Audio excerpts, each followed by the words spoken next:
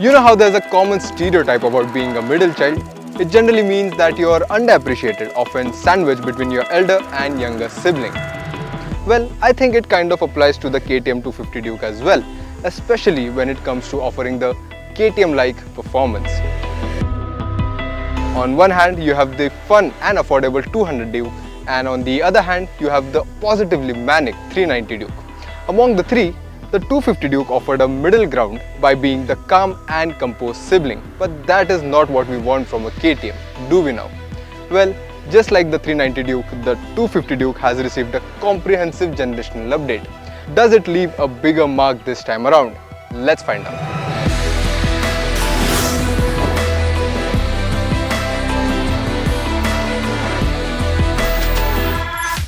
At first glance, you might confuse it for the 390 Duke, but there are a few key differences, like the DRLs which are now integrated into the headlamp on this motorcycle, and the headlamp itself is flanked by these orange elements.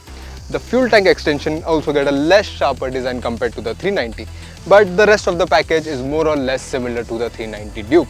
We like the new aggressive design on the 390 Duke, and we like it here on the 250 Duke as well. In terms of features, you get a new 5-inch LCD with Bluetooth connectivity which looks sharp and has decent brightness levels. It can be operated using the switchgear on the left handlebar. Speaking of that, the switchgear quality is quite good and the switches have a nice tactile feel to them. You now also get ride-by-wire and quick shifter plus lifted straight from the 390 Duke. In terms of rider aids, you get dual channel ABS with a super moto mode that turns off the rear ABS. But the 250 Duke misses out on cornering ABS and traction control. The fuel tank is now bigger with a 15-litre capacity, which means more miles on a single tank of fuel. Like earlier, the 250 Duke continues to share its underpinnings with the 390 Duke. It means it sits on a steel trellis frame with an aluminium subframe and gets a curved swing arm as well. The wheelbase too is same as the 390 Duke, but the 250 Duke gets 7 mm lower ground clearance. The suspension duties are handled by non-adjustable 43 mm USD forks at the front and a 10-step preload adjustable monoshock at the rear. The overall suspension setup is on the firmer side, but it does manage to be reasonably compliant over bad roads and even soaks up mid-corner bumps. Braking is again impressive. Up front, you get a radial caliper on a 320 mm disc which offers excellent bite, while the rear now gets a 10 mm larger disc compared to its predecessor. The good thing is that the ABS is non-intrusive, giving you more control of the motorcycle. Things are again familiar to the 390 Duke in terms of the riding posture. The handlebar is tall and wide, and the foot pegs are slightly rear set, offering a sporty riding posture. Now I am 6 feet tall and the seating area does feel a tad bit cramped for taller riders like me, but I wouldn't call it a deal breaker. Simply because the revised dimensions have had a very positive impact on the way this motorcycle handles.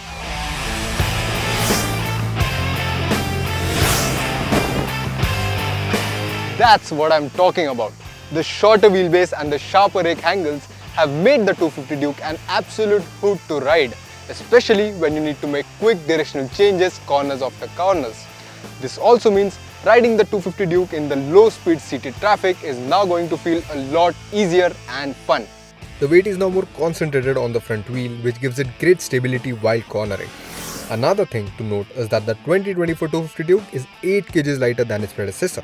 All these things come together to make it a very playful motorcycle while remaining stable at triple-digit speeds. But does it have the outright grunt to complement its handling capabilities?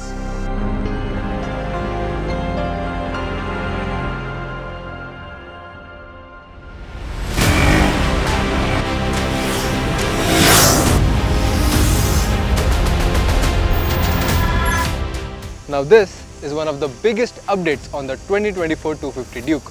Unlike before, the 249cc liquid-cooled single-cylinder engine is no longer based on the 390 Duke's engine.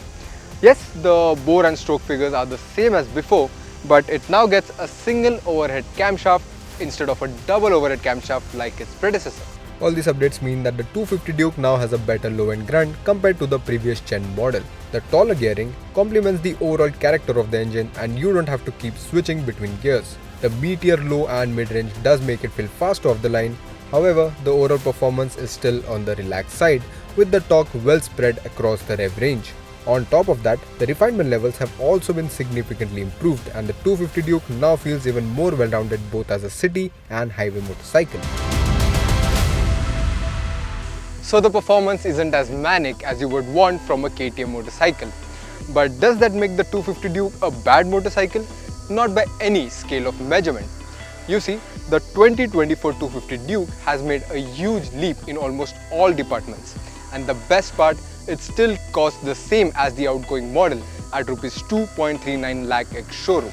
It looks smashing, it is quite feature packed, the overall quality levels have gone up, it handles like a charm, and there is no dearth of power. It's just delivered in a friendly manner, making it quite an all-rounder. So then, the 250 Duke might be the middle child, but it is the bridge that connects the Duke family.